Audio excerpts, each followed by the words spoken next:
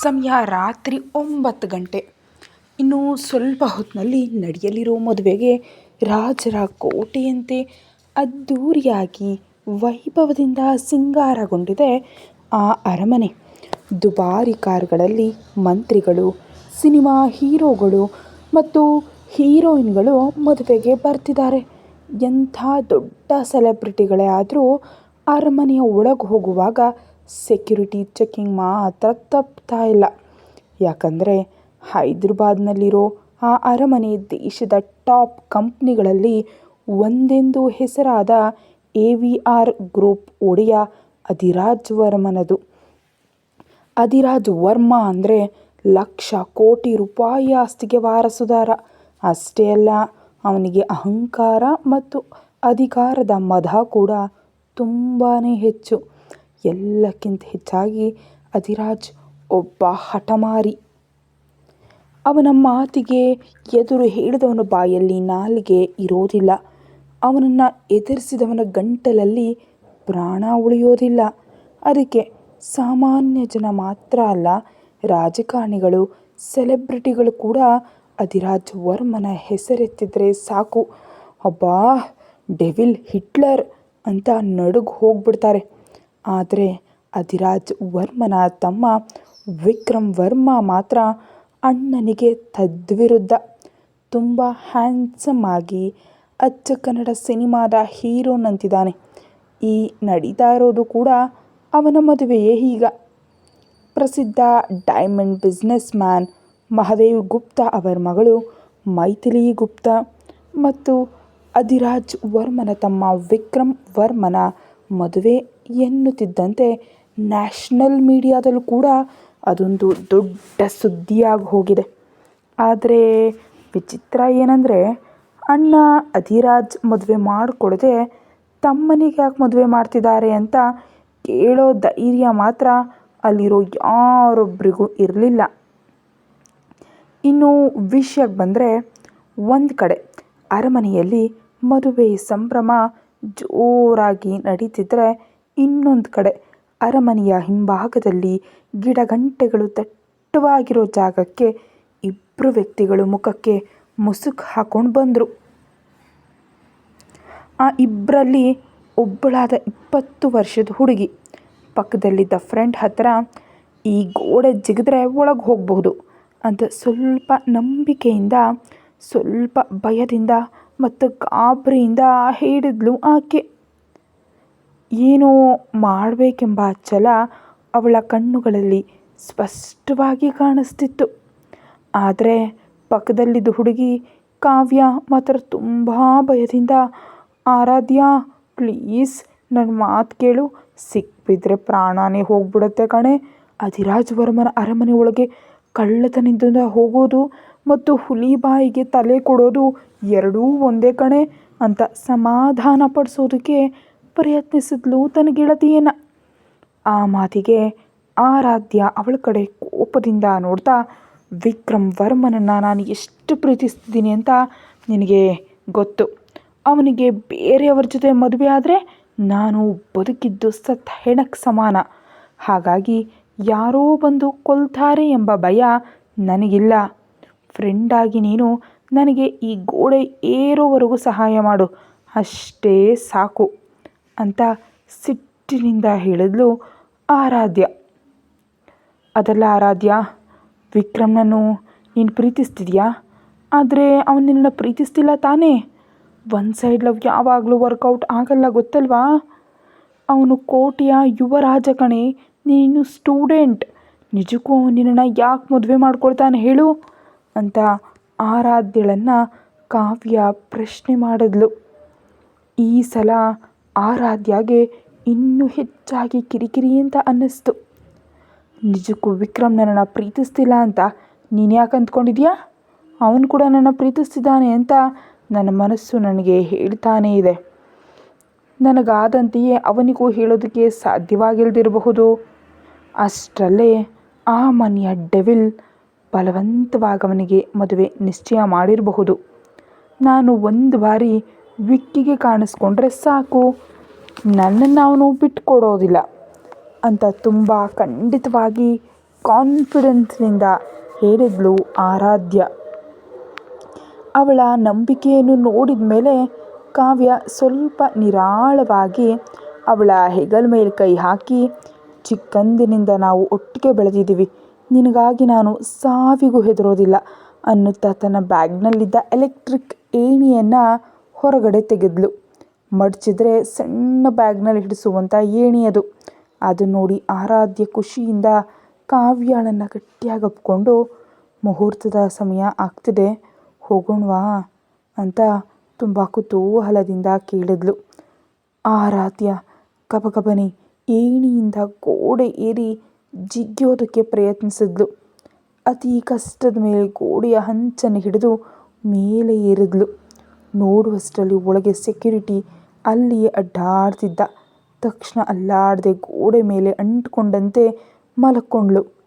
ಆರಾಧ್ಯ ಸೆಕ್ಯೂರಿಟಿಯಲ್ಲಿ ತನ್ನನ್ನು ನೋಡ್ತಾನೋ ಎಂಬ ಗಾಬರಿಯಲ್ಲಿ ಅವಳಿಗೆ ತನ್ನ ಮೈಯಲ್ಲೆಲ್ಲ ಬೆವತ್ತು ಹೋಗ್ತಾ ಇತ್ತು ಭಯಕ್ಕೆ. ಸ್ವಲ್ಪ ಹೊತ್ತಿನ ನಂತರ ಸೆಕ್ಯೂರಿಟಿ ಅಲ್ಲಿಂದ ಹೊರಗೆ ಹೋದ ಮೇಲೆ ಗೋಡೆ ಮೇಲೆ ಮೆಲ್ಲನೆ ತೆವಳುತ್ತಾ ಸ್ವಲ್ಪ ಮುಂದೆ ಹೋಗಿ ಹುಲ್ಲಿದ್ದ ಜಾಗಕ್ಕೆ ಟಕ್ಕನೆ ಜಿಗಿದುಬಿಟ್ಳು. ಆದರೆ ಗಡಿಬಿಡಿಯಲ್ಲಿ ಅಲ್ಲಿ ಅಲಂಕಾರಕ್ಕಾಗಿ ಇಟ್ಟಿದ್ದ ಸಣ್ಣ ಲೈಟ್ ಮೇಲೆ ಅವಳ ಕಾಲು ಬಿದ್ದಿದ್ದರಿಂದ ಬಲ್ಬ್ ಒಡೆದು ಕಾಲಿನ ಪಕ್ಕದ ಭಾಗಕ್ಕೆ ಚುಚ್ಚಿಕೊಂಡಿತು. ರಕ್ತ ಸೋರ್ತಿದ್ರು ಆ ನೋವನ್ನು ಲೆಕ್ಕಿಸದೆ ಅರಮನೆಯ ಒಳಗೆ ಹೇಗೋ ದಾರಿ ಹುಡುಕಿ ಅಡಗುತ್ತಾ ನುಗ್ಗಿದ್ಲು ಆರಾಧ್ಯ. ಅವಳು ಅಷ್ಟೇ, ಮಿಕ್ಕ ಹೆಣ್ಣು ಮಗಳ ಥರ ಅಲ್ಲವೇ ಅಲ್ಲ. ಎಷ್ಟು ಸುಂದರವಾಗಿದ್ದಾಳೋ ಅಷ್ಟೇ ಧೈರ್ಯವಂತೆ ಮತ್ತು ಹಠಗಾತಿ. ಏನನ್ನಾದರೂ ಪಡೀಬೇಕಂತ ಅಂದ್ಕೊಂಡ್ರೆ ಅದನ್ನು ಸಾಧಿಸೋದಕ್ಕೆ ಯಾವುದಕ್ಕೂ ಹೇಸಿದವಳು ಅವಳು.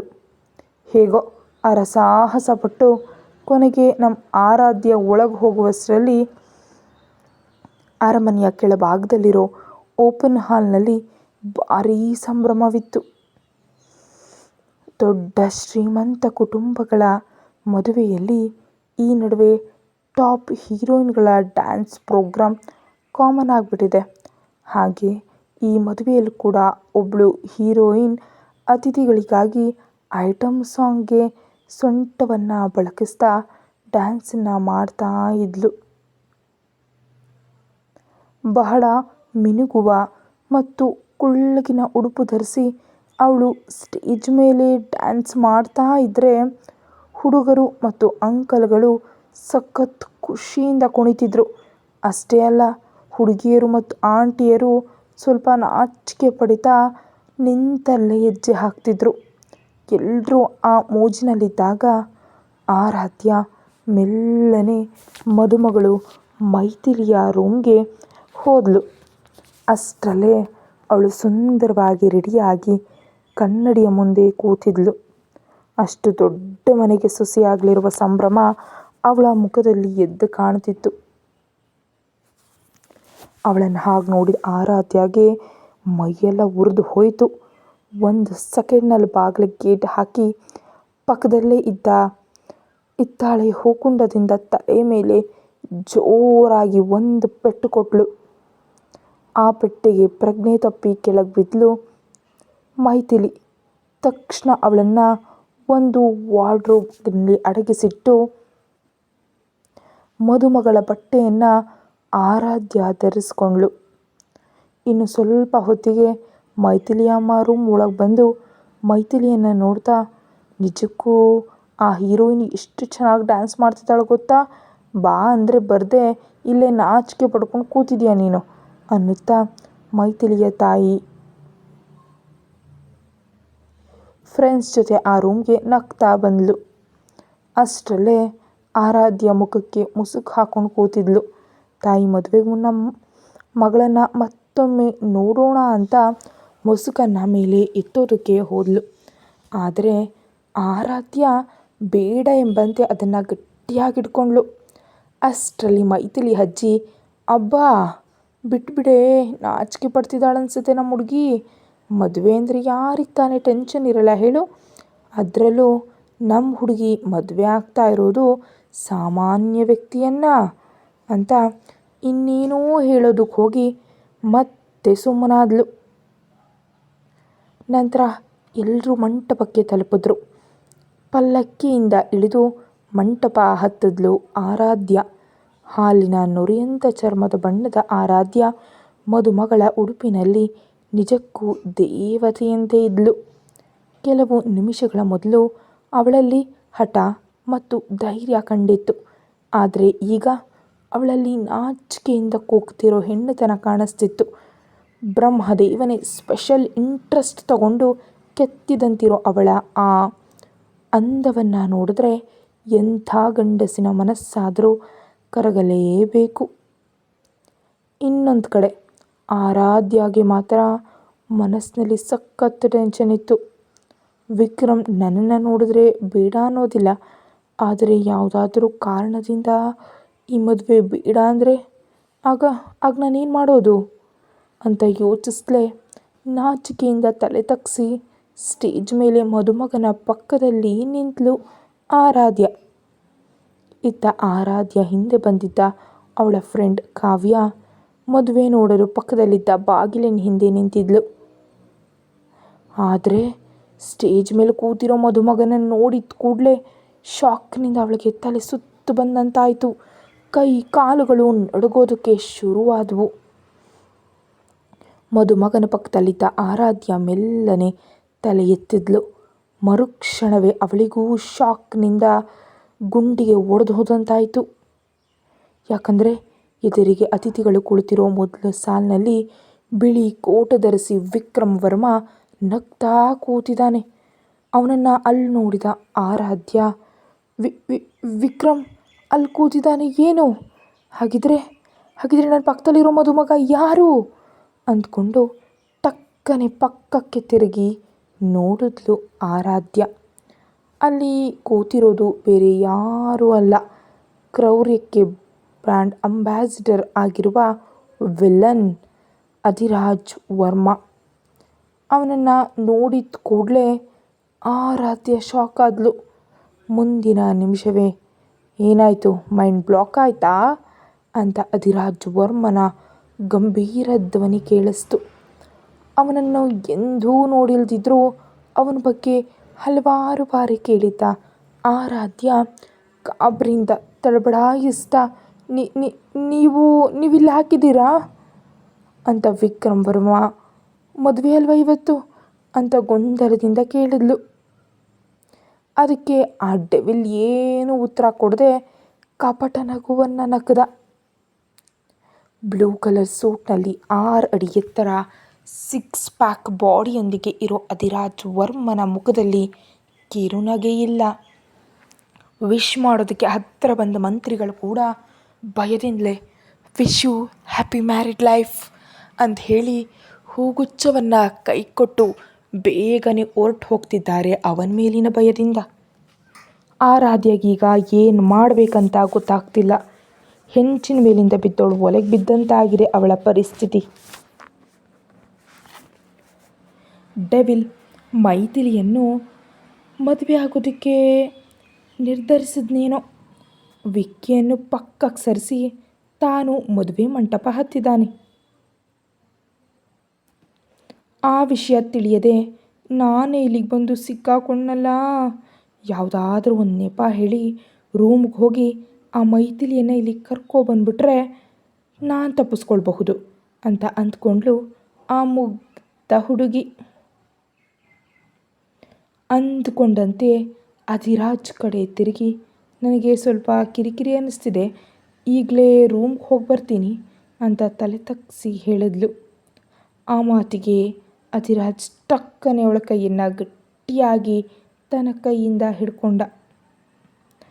ಎಷ್ಟು ಗಟ್ಟಿಯಾಗಂದರೆ ಅವಳ ನರಗಳೇ ಕತ್ತರಿಸಿ ಹೋಗ್ತಿವೆಯೋ ಏನೋ ಅನ್ನುವಷ್ಟು ನೋವಾಗ್ತಾ ಇತ್ತು ಆರಾಧ್ಯಾಗೆ. ಅಬ್ಬಾ ಬಿಡಿ, ನೋವು ಆಗ್ತಿದೆ ಅನ್ನುತ್ತಾ ತನ್ನ ಕೈಯನ್ನು ಬಿಡಿಸ್ಕೊಳ್ಳೋದಕ್ಕೆ ಪ್ರಯತ್ನಿಸಿದ್ಲು ಆರಾಧ್ಯ. ನಿನ್ನ ಪ್ರಾಬ್ಲಮ್ ಏನು ಅಂತ ಹೇಳು, ನಾನು ನೋಡ್ಕೊಳ್ತೀನಿ ಅಂತ ಸೀರಿಯಸ್ ಧ್ವನಿಯಲ್ಲಿ ಕೇಳಿದ ಅಧಿರಾಜ್ ವರ್ಮ. ಅದು ಅದು ನನ್ನ ಬ್ಲೌಸ್ಗೇನೋ ಚುಚ್ತಿದೆ, ಈಗಲೇ ಬರ್ತೀನಿ ಅಂತ ತಡಬಡಾಯಿಸ್ತಾ ಉತ್ತರಿಸಿದ್ಲು ಆರಾಧ್ಯ. ಅದನ್ನು ಕೇಳಿದ ಕೂಡಲೇ ಅಧಿರಾಜ್ ವರ್ಮ ಅವಳ ಕೈ ಬಿಟ್ಟು ಸೊಂಟದ ಮೇಲೆ ಕೈ ಹಾಕಿ, ಎಲ್ಲಿ ಹೇಳು, ನಾನೇ ಸರಿ ಮಾಡ್ತೀನಿ ಅನ್ನುತ್ತಾ ಹತ್ತಿರಕ್ಕೆ ಎಳ್ಕೊಂಡ. ಅವನ ಕೈಯಲ್ಲಿ ಮಾತ್ರ ಅಲ್ಲ, ಕೆಲಸದಲ್ಲಿ ಕೂಡ ಒರಟುತನನೇ ಇತ್ತು. ಅವನ ಬೆರಳುಗಳು ಆರಾಧ್ಯ ಸೊಂಟಕ್ಕೆ ಮೊಳೆಗಳಂತೆ ಚುಚ್ಚುತ್ತಿದ್ದವು. ಅವನು ಮುಟ್ಟಿದ ಕೂಡಲೇ ಅವಳ ಮೈ ಮೇಲೆ ಹುಳಗಳು ಹರಿದಂತಾಯಿತು. ಆದರೆ ಅವನಿಂದ ದೂರ ಸರಿಯಲು ಎಷ್ಟು ಪ್ರಯತ್ನಿಸಿದ್ರೂ ಅವಳಿಗೆ 1 ಇಂಚು ಕೂಡ ಕದಲೋದಕ್ಕೆ ಆಗಲಿಲ್ಲ.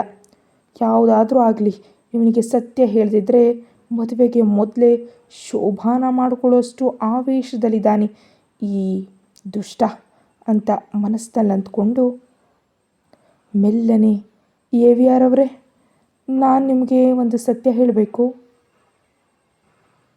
ಅಂತ ತಲೆ ಎತ್ತಿ ಭಯದಿಂದ ಹೇಳಿದ್ಲು ಆರಾಧ್ಯ. ಸ್ಟೇಜ್ ಮೇಲೆ ಬಂದು ವಿಶ್ ಮಾಡ್ತಿರೋ ಅತಿಥಿಗಳನ್ನೆಲ್ಲ ನೋಡ್ತಾ ತಲೆಯಾಡಿಸಿ, ಹೇಳು ಅಂದ ಅಧಿರಾಜ್ ವರ್ಮ. ನನ್ನ ಮೈಥಿಲಿ ಅಲ್ಲ ಅಂತ ಹೇಳಿದ್ರೆ ಕೊಂದು ಹಾಕ್ತಾನೋ ಏನೋ ಅಂತ ಹೆದರಿದ್ಲೆ. ಐ ಆಮ್ ವೆರಿ ಸಾರಿ, ನನ್ನಿಂದ ದೊಡ್ಡ ತಪ್ಪಾಗಿ ಹೋಗಿದೆ. ನಾನು ಮದುಮಗಳು ಮೈಥಿಲಿ ಅಲ್ಲ, ನನ್ನ ಹೆಸರು ಆರಾಧ್ಯ ಅಂದ್ಲು.